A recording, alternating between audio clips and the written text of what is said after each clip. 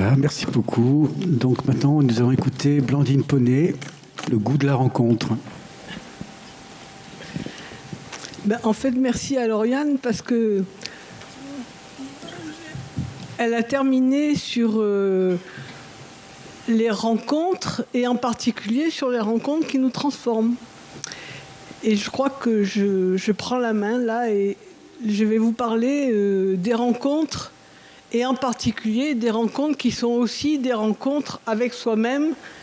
Et je crois que j'ai envie de dire quand même, c'est pas si facile d'être... J'étais infirmière en psychiatrie et c'est pas si facile ce métier. On comprend que des gens partent en courant ou que des gens aient envie de faire des normes dans des cases dans lesquelles on se met. Enfin bref, vous allez voir. La première rencontre dont j'ai envie de vous parler, justement, j'arrive en service de pédopsie, j'ai une envie folle d'y rester, on y utilise la psychanalyse, enfin, c'était il y a très très longtemps, vous vous en doutez, mais moi j'ai aucune idée de ce que c'est que la psychanalyse, mais en même temps c'est quand même le service un peu branché de l'hôpital et tout ça, et bon, je suis pas sûre je suis en remplacement, quoi. Et puis un jour, on me dit écoute, tu vas être la référente de Micha. Et donc, c'est comme ça que je rentre, que je sais que je vais rentrer dans le service. Et quand je croise Micha, qui a 6h30 dans le couloir, je lui dis tu sais, je suis ta référente maintenant. Et Micha me répond mais qui tu es, toi? Et là, je me retrouve toute nue. Je ne sais pas ce qui m'arrive d'ailleurs. Mais vraiment, c'est d'une violence pour moi terrible, parce que au fond, on peut dire, moi j'étais avec ma blouse, enfin on n'avait pas de blouse, mais bon, j'avais la blouse dans la tête, un peu, on peut dire comme ça. Et tout d'un coup, il m'enlève tout et il me dit, et qui tu es, toi? Et je crois que je peux dire de cet enfant qui m'a fait entrer en psychiatrie, qui m'a posé la question essentielle, au fond. Voilà pour Micha. Après, j'avais envie de vous parler d'une deuxième rencontre. C'est une adulte que j'ai appelée Franca et qui arrive dans le pavillon d'admission en disant que son frère lui a mis une broche dans la jambe. Et on se demande, enfin tout le monde se demande... Est-ce que c'est délirant? Est-ce que c'est pas délirant? Est-ce qu'elle a vraiment une broche?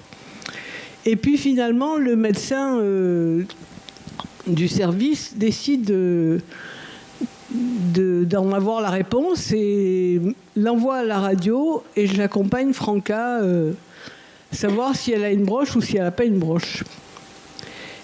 Elle n'a pas de broche. Donc on revient dans le pavillon et puis... je la raccompagne dans sa chambre et sur le seuil de la porte, je ne sais pas pourquoi me vient cette question, je lui dis mais au fond, ce qui vous rend malade, c'est l'incertitude. Et là, Franca, elle comprend très très bien ce que je dis, comme si elle rentrait de plein pied et elle me dit non, c'est la certitude. Et cette réponse-là, elle m'a fait exactement le même effet que lorsque Micha m'a dit « Qui tu es, toi ?» C'est un effet le monde se retrouve à l'envers. Et je ne comprends rien. Je ne comprends pas comment, là où je pense incertitude, on peut me répondre certitude. Et j'ai mis des années, j'ai mis beaucoup de temps, des années, je crois, à comprendre que Franca, elle parle de la conviction délirante. Mais du moins, j'ai mis beaucoup de temps à comprendre que ce qu'elle appelait certitude, c'est ce qu'on appelait conviction délirante. Mais en tout cas, je vous parle de ça parce que c'est ça les rencontres qu'on fait en psychiatrie, c'est en ça qu'elles nous transforment, que c'est le patient qui nous apprend quelque chose, qui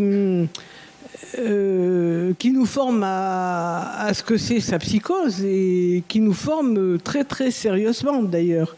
Mais en tout cas, quand on reçoit ça, c'est très très violent. On ne sait plus où on habite exactement, à prendre au pied de la lettre, quoi. Troisième moment dont je voulais vous parler, alors ça se situe après AZF. Donc l'hôpital où je travaille à Toulouse est en face de l'usine. Il est devenu inhabitable à cause de l'explosion. Et le jour de l'explosion, on cherche... il y a des hôpitaux de la région qui ont réouvert des pavillons désaffectés pour accueillir, mais ça ne suffit pas. Enfin, je crois qu'on a trouvé 200 lieux. Enfin, je ne sais plus combien, mais c'est un nombre incalculable de lieux. Bref, il y a un patient, je pense qu'il est quasi autiste, qui se retrouve en appartement communautaire alors que c'était absolument pas prévu et qu'on se demande s'il va tenir le coup et tout ça. Je l'appelle Mathieu. Finalement, lui, dans l'appartement communautaire, il a trouvé un copain, voilà. Et au CATTP, on a organisé des repas à midi pour faire un point de relais avec les patients qui ont été externalisés obligatoirement, quoi. Ce copain que Mathieu a trouvé a une fille, comme Mathieu d'ailleurs, et un jour, il a une visite avec sa fille qui doit avoir 3-4 ans, qui fait un caprice, et Mathieu se retrouve complètement dépourvu, il ne sait pas comment réagir avec le caprice. Il laisse sa fille, il revient à l'appartement communautaire.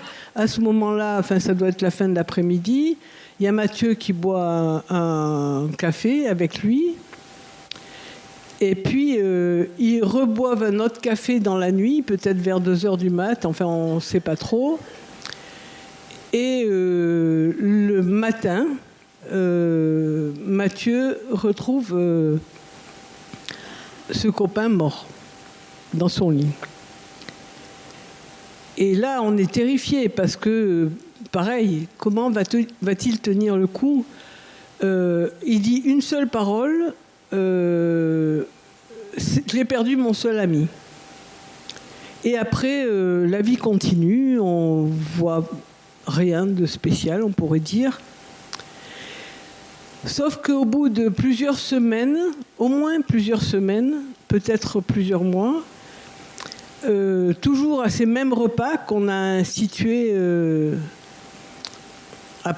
pour compenser un peu le manque d'hôpital, Mathieu, il saisit toutes les occasions de rire, il s'efforce de rire jusqu'à ce que les larmes lui viennent.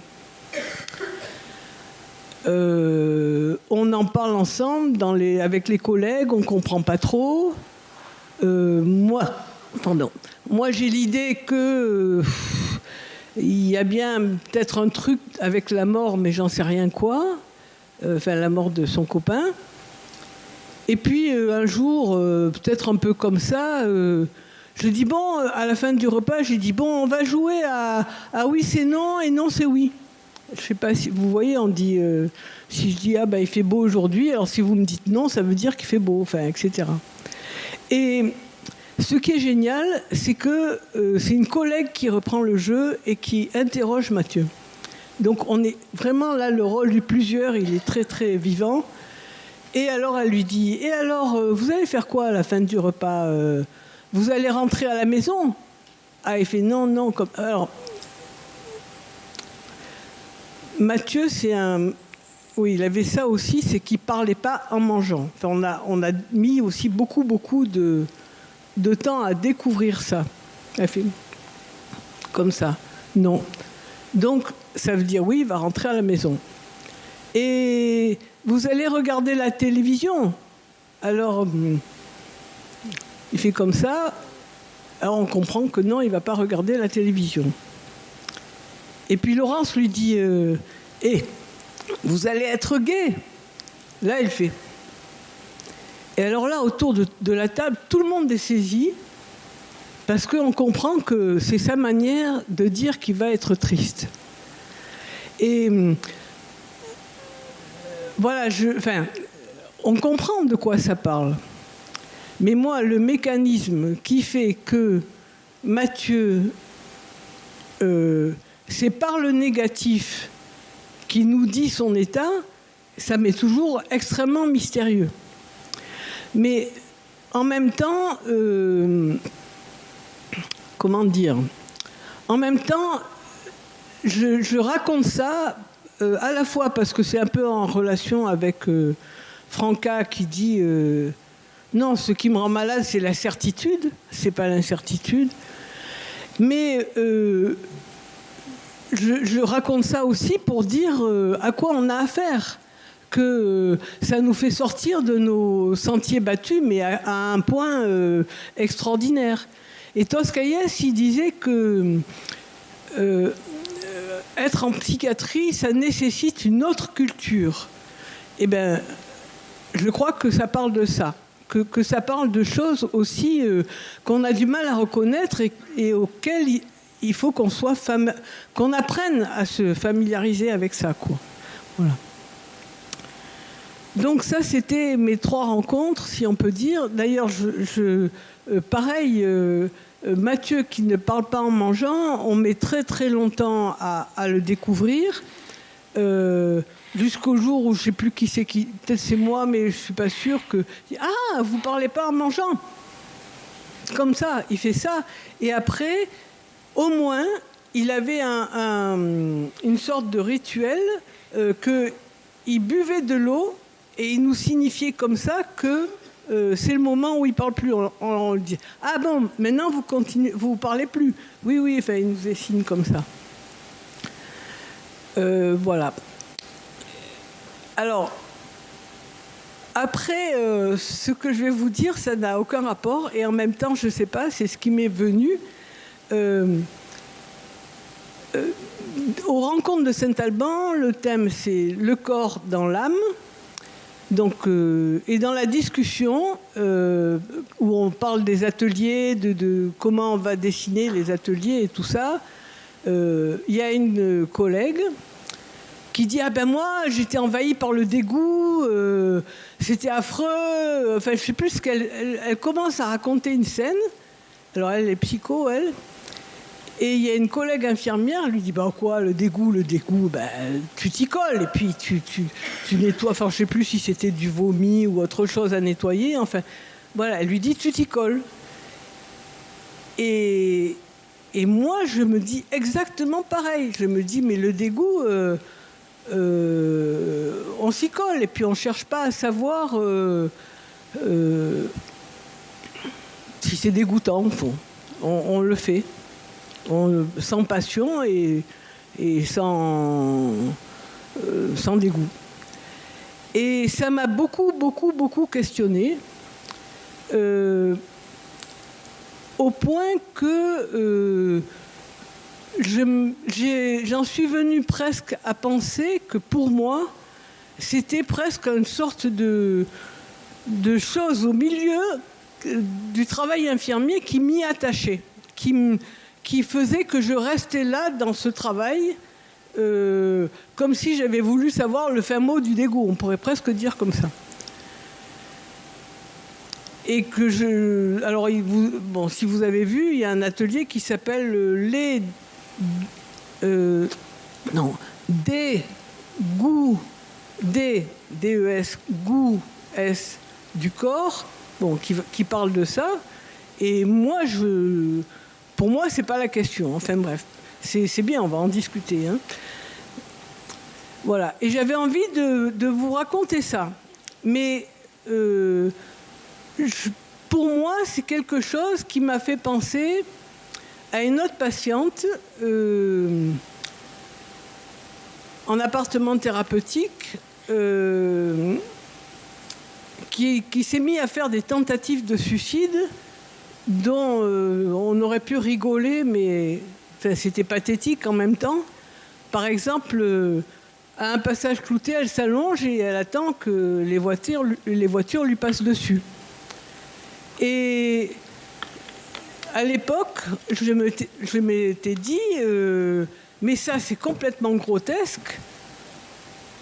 Et je m'étais dit, le grotesque c'est quelque chose. Il faut se dire que c'est quelque chose. Il ne faut pas le rejeter.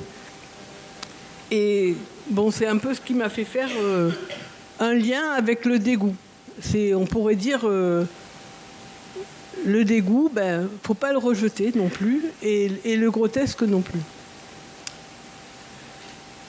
Et au fond, de là, j'ai pensé, j'espère que c'est pas trop schématique ce que je vous raconte, enfin bon, j'espère. De là, j'ai pensé à la vie quotidienne, et que la vie quotidienne, là, côté infirmier, on sait ce que c'est, enfin on est en plein dedans, que la vie quotidienne, c'est le sale et c'est le propre, c'est faire le ménage et faire la cuisine, c'est peut-être le dégoût et le goût, enfin, c'est tout ça. Et j'avais une question depuis très très très longtemps sur le fait que quand on est très malade, et là je pense plutôt au cancer, enfin aux graves maladies plutôt organiques, on dirait que les personnes, elles vont tenir par le minuscule. C'est-à-dire, si je vois un oiseau qui se pose sur le rebord du balcon, là, c'est extrêmement réjouissant. Si je vois un arbre en fleurs, c'est extrêmement réjouissant. Enfin, comme si les petits éléments de la vie, ils sont très très forts, et ils acquièrent à cause de la maladie une puissance absolument énorme. Et ça me questionnait beaucoup parce que c'est des événements minuscules. Eh bien, j'ai trouvé la réponse il n'y a pas très longtemps. J'ai lu un livre de Kenzaburo Oe, qui est un écrivain japonais très connu, qui a eu le prix Nobel. Il est décédé, je ne sais plus si c'est 2003 ou 2013, mais enfin, il est décédé il y a relativement peu de temps, enfin un peu. Et lui, vers l'âge de 30 ans, il est allé à Hiroshima parce qu'il y avait des manifestations tous les ans, enfin des manifestations, des rencontres et tout ça. Donc quand il avait 30 ans, c'était dans les années peut-être 60 ou oui c'est ça, 65. Et il était encore d'actualité à l'époque d'interdire les bombes atomiques. Et donc il y avait vraiment plein de gens qui allaient à Hiroshima pour manifester et tout ça. Et il a écrit un livre qui est passionnant, qui s'appelle Notes sur Hiroshima. Et dans ce livre, il dit « Les dirigeants qui ont pris la décision d'envoyer la bombe, ils ont fait confiance aux personnes pour continuer la vie quotidienne. En gros, ils se sont déchargés des dégâts sur les personnes qui ont continué la vie quotidienne et d'une certaine manière qui ont survécu, trouvé des outils pour la survie. Et alors moi, je ne crois pas du tout que les dirigeants de la bombe qui ont balancé la bombe là se soient souciés de quoi que ce soit. Ils ont calculé faire capituler le Japon, expérimenter la bombe atomique, démontrer notre puissance, puis après ils s'en fichent quoi. Mais en même temps, ce qui m'a beaucoup intéressé, c'est la vie quotidienne comme outil basique de la survie. Oui, mais moi, j'avais jamais pensé ça. Enfin, vraiment. Et je me dis, mais en psychiatrie, c'est pareil. C'est la vie quotidienne qu'on a avec les patients.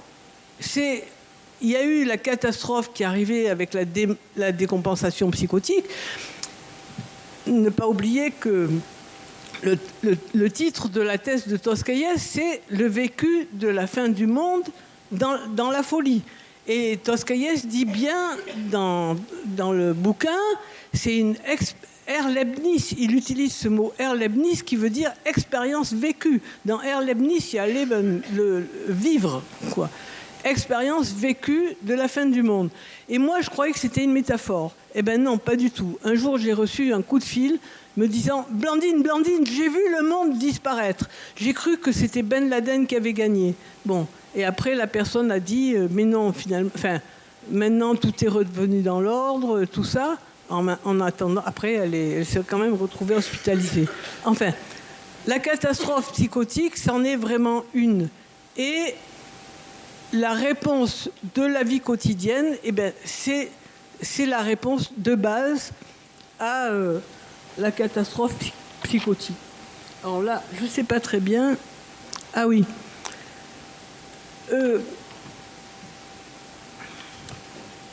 Il y a un psychomotricien qui est devenu psychanalyste comme Albert Ciccone, qui s'appelle Fabien Joly, qui dit, en gros, il dit, nous, dans la psychanalyse, l'inconscient, on le traite, quoi. Enfin, je ne sais pas comment il le dit, mais il dit, mais quand on est à une autre position, on le voit passer, on n'en est pas dupe, mais en même temps, il est là. Et je me suis dit, alors sur le moment, j'étais très très intéressée par cette remarque. Et après, je me suis dit, mais moi, je ne sais pas si c'est de l'inconscient. Je dis, ce qu'on voit passer, c'est quelque chose. On repère quelque chose. Et quelque chose, ça contient tout. Enfin, ça contient... Justement, si je dis quelque chose, c'est parce que notre travail, ça serait d'arriver à ce que ça ne reste pas compact comme quelque chose, à faire que ça puisse un petit peu se déplier.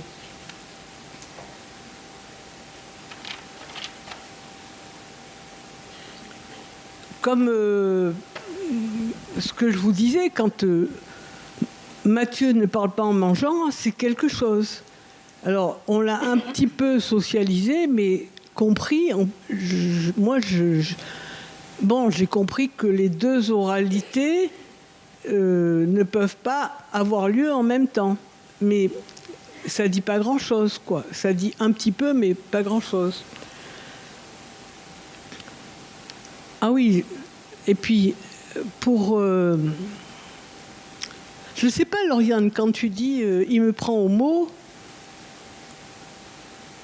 je sais pas si c'est ton pouvoir médical. Je crois que la psychose, elle prend tout le monde au mot. Tout le monde. Je pense à un gamin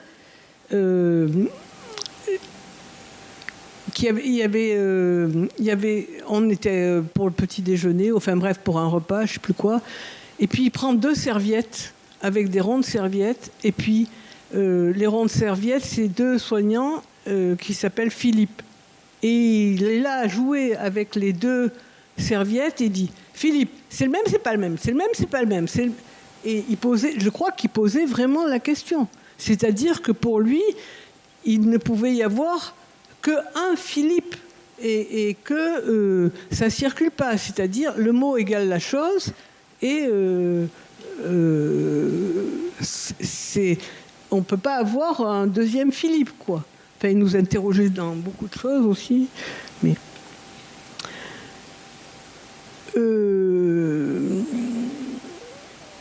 je ne sais pas, peut-être que je vous ai tout dit.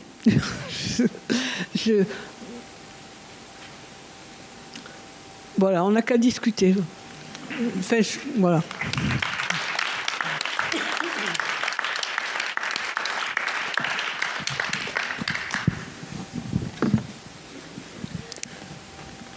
Juste une chose, vous avez pas mal parlé la question du dégoût et le titre que vous avez choisi, c'est le goût de la rencontre.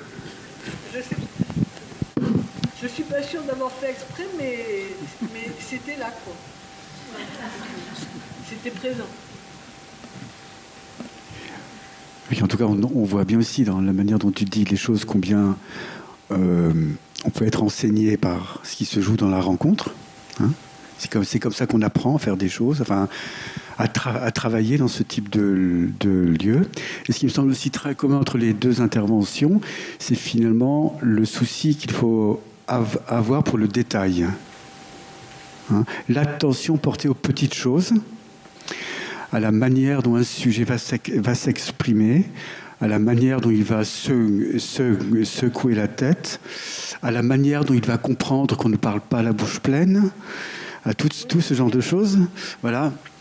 Et je trouve que dans ton intervention, il y avait ça aussi avec Paul, c'est ça, hein, et comment la manière dont tu vas t'adresser à lui va produire une réaction ou pas, quoi. Donc cette attention au détail et à la vie quotidienne me paraît un vecteur important pour organiser le travail en psychiatrie.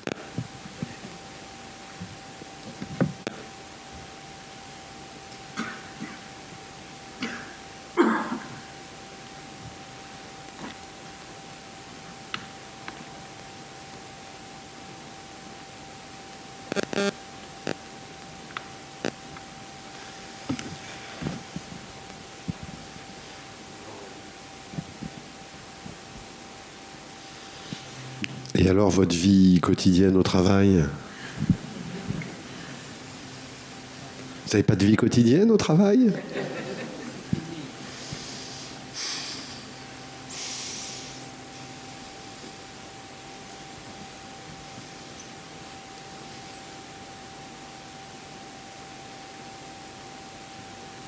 Alors, je vais juste rajouter une petite chose. Oui. Mais juste avant de vous passer le micro, c'est par rapport à ce que vous avez dit tout à l'heure de comment... Alors, je vais le redire comme ça. Vous n'avez pas dit exactement comme ça, mais moi, je l'ai entendu comme ça.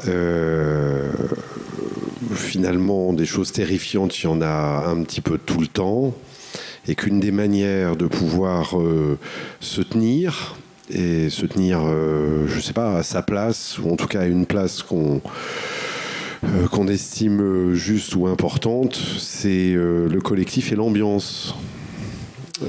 L'ambiance qu'il peut y avoir là où on travaille, de manière à ce que ce soit propice à pas perdre le nord et peut-être à pas être dégoûté.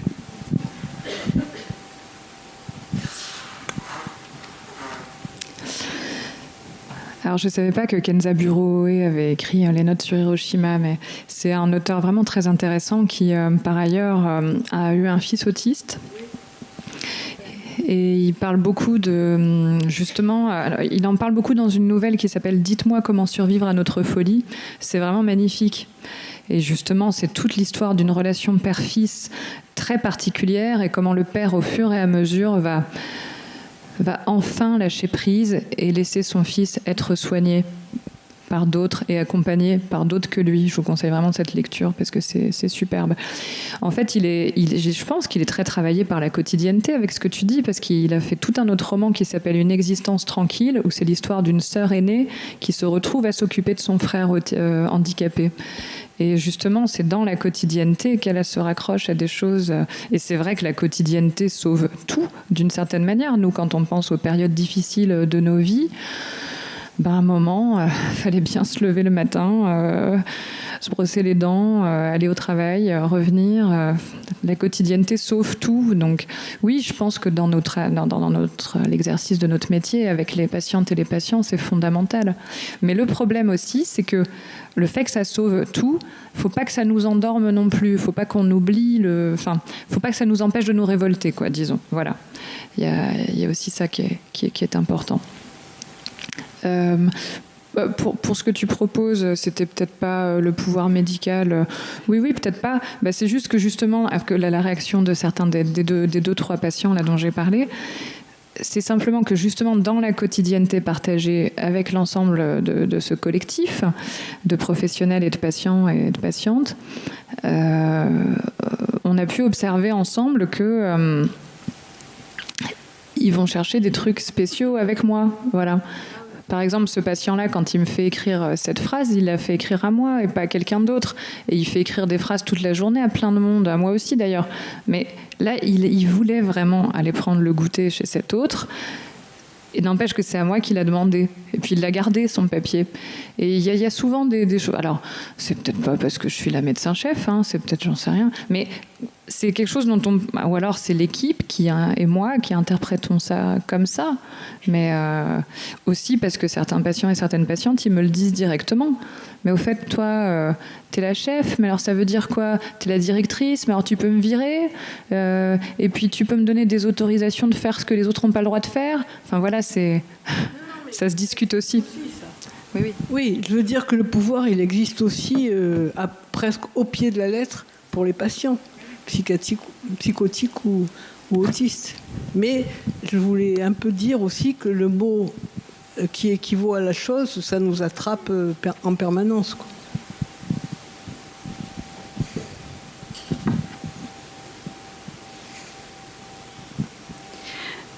Oui, je voulais juste dire qu'en effet, là, peut-être moi, m'interroge dans les discours qui sont tenus. Alors, j'entends bien voilà, les enjeux politiques. Et en psychiatrie, on sait bien qu'on est...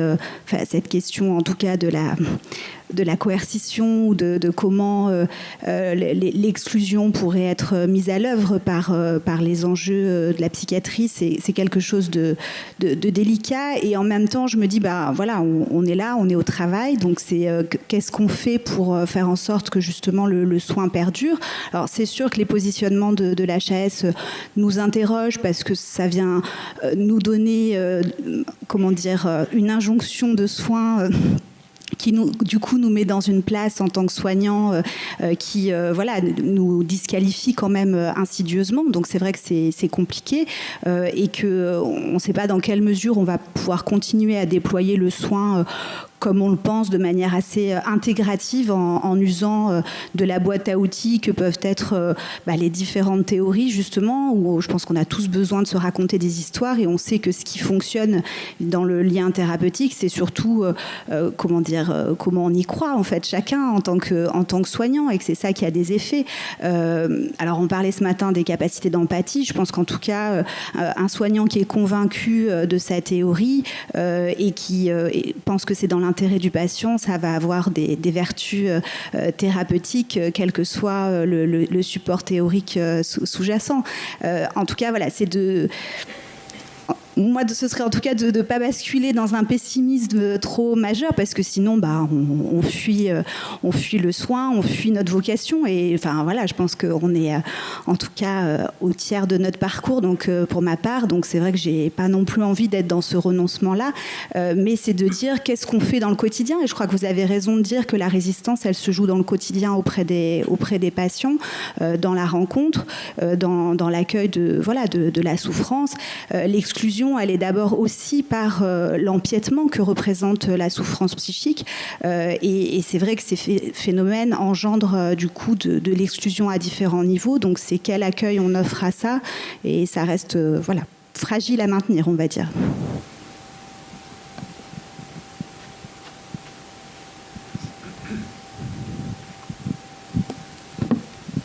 Peut-être qu'on n'est pas tous foutus pareil, pas toutes foutues pareil, et que moi je trouve pas que avoir l'intelligibilité de ce qui se passe donne envie de fuir, bien au contraire.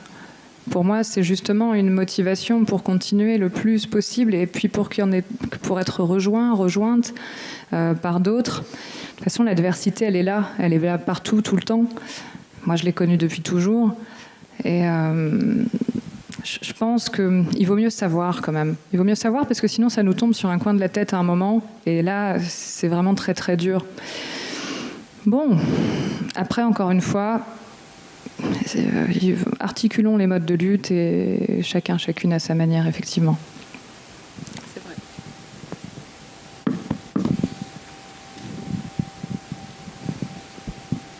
vrai. juste peut-être la configuration est un peu différente selon les lieux aussi. Malheureusement, à l'échelle du département, on est 6 pédopsychiatres. Donc ça donne un peu aussi un côté voilà, un peu désespéré à notre posture qui devient quand même de plus en plus intenable en fait. Voilà. Après, on reste là, hein, on fait comme on peut avec les moyens qu'on a, mais c'est vrai que je pense que ça joue aussi sur voilà, en même temps ce souhait de défendre l'accueil public et tout ce que ça représente en termes de soins institutionnels, et en même temps l'impression de se battre contre un système qui est écrasant quand même.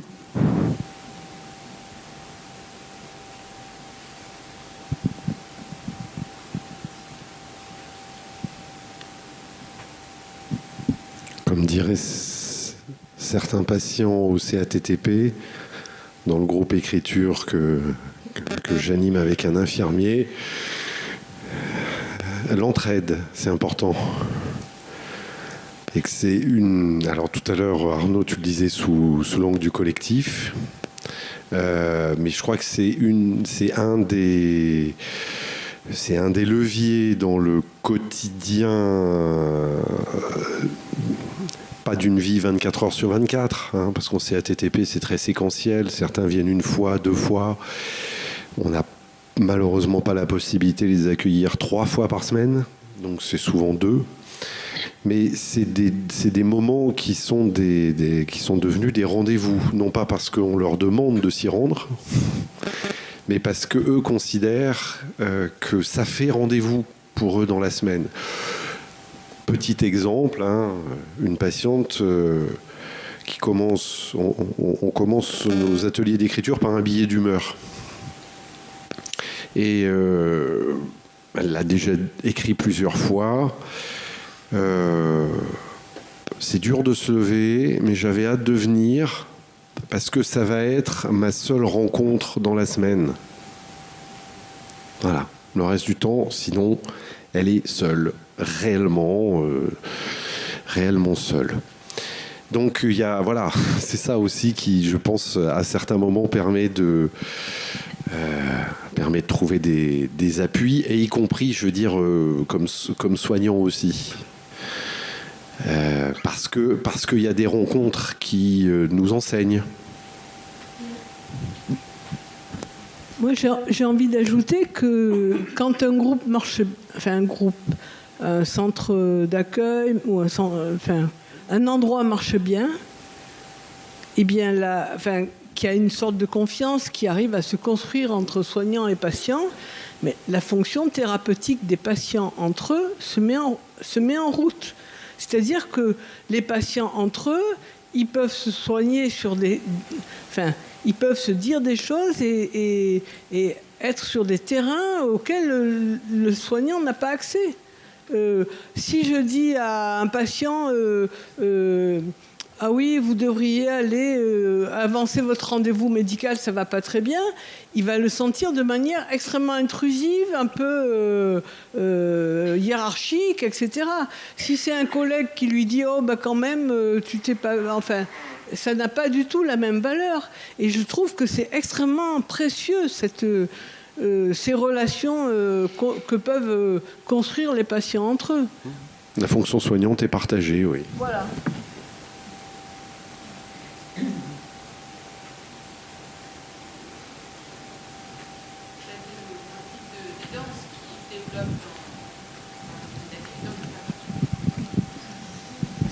Merci, c'est pas grave. Bon, bonjour, infirmière en HDJ. Du coup, c'est un peu le principe des danses qu'on essaye un peu de développer dans nos groupes. C'est qu'ils puissent se rencontrer. On retravaille la rencontre parce qu'ils ont l'habitude d'être seuls. Et on est juste là pour aider. Mais en final, c'est eux qui font le travail. Enfin, c'était juste une remarque.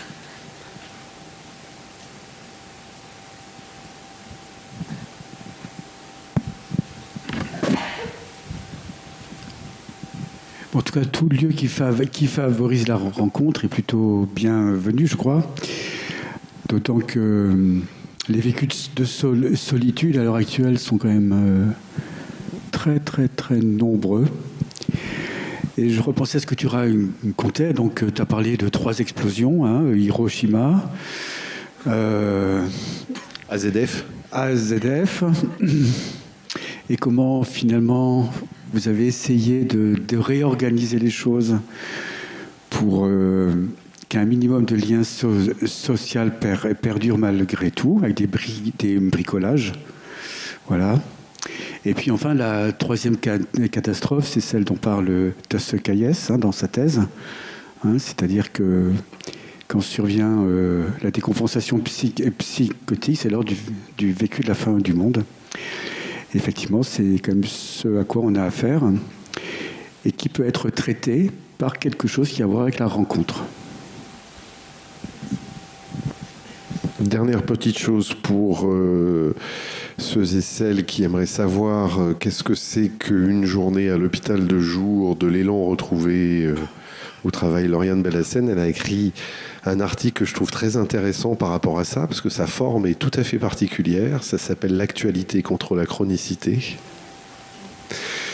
Je vous invite, si vous pouvez le trouver sur Cairn, hein, pour tous les professionnels qui ont un abonnement sur Cairn. Ça mérite d'être lu. Il y a une espèce... Alors, ne vous effrayez pas de la densité. C'est tout à fait exprès. Vous en aurez l'éclairage à la fin de l'article. Mais oui, ça donne une idée quand même d'un exemple, d'un extrait sur le quotidien d'une journée dans cet hôpital de jour.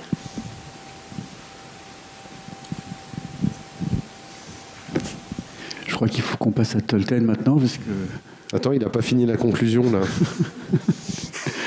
Ok, parce que Blandine doit prendre son train dans un instant. Ouais.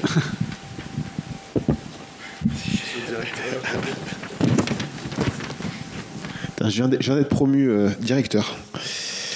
Alors, Blandine Paunet a parlé de rencontres. Quand elle a commencé sa carrière, elle arrive dans le service branché, en fait. Hein, c'était le service de sismothérapie. Blandine avait sa blouse dans la tête. Et quand elle a rencontré Micha, et ce jeune Micha lui demande qui tu es. Alors, elle répond rien, hein, elle est interdite. Et heureusement que tu n'as pas donné de nom. Hein. Qui tu es. Alors, ce qui rend malade Franca, c'est pas l'incertitude, c'est la certitude, justement. Hein, et c'est du niche, en fait. C'est pas le doute qui rend fou, c'est la certitude. Et pour les administratifs, on peut reprendre la même chose. Hein, c'est pas le doute qui rend con, c'est la certitude.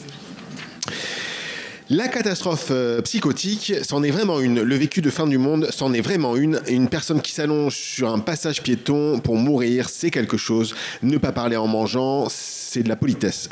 C'est quelque chose. Et face à tous ces bouts de quelque chose, ce qui compte, c'est de partager du quotidien. Jean-Philippe Guignard nous demande ce qu'il en est de notre quotidien. Et je pose actuellement la question à Jean-Philippe Guignard.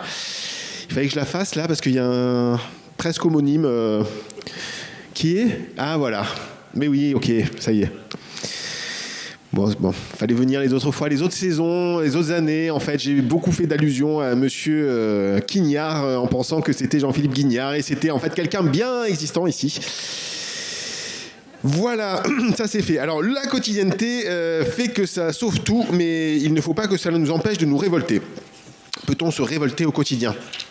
Et puis, une personne nous dit qu'un soignant convaincu par sa théorie va avoir un apport positif sur les patients, quelle que soit la théorie. Alors, est-ce que ça, c'est ce qu'on appelle le placebo ?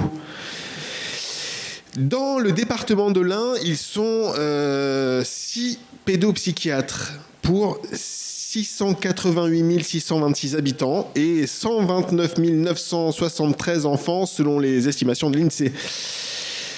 Alors, Blandine nous parle de la fonction thérapeutique des patients entre eux, hein, dans les lieux où ça fonctionne bien. Alors, 6 pédopsies pour 129 973 enfants, il vaut mieux que ça fonctionne plutôt bien, la fonction thérapeutique. Hein. Merci.